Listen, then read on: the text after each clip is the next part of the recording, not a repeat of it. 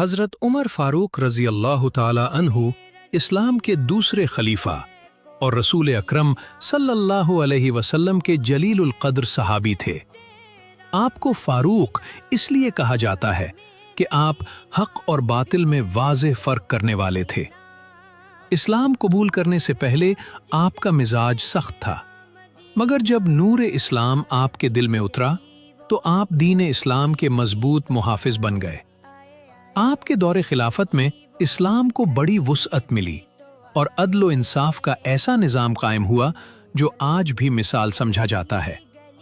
حضرت عمر رضی اللہ عنہ سادگی، تقوی اور انصاف کے پیکر تھے۔ آپ راتوں کو گشت کرتے، رعایا کے حالات خود معلوم کرتے اور غریبوں کی مدد اپنے ہاتھوں سے فرمایا کرتے تھے۔ آپ کا دور خلافت اسلامی تاریخ کا سنہرا باب ہے۔ حضرت عمر فاروق رضی اللہ تعالی عنہ کی سیرت ہم سب کے لیے عدل، جرأت اور خدا ترسی کا بہترین نمونہ ہے۔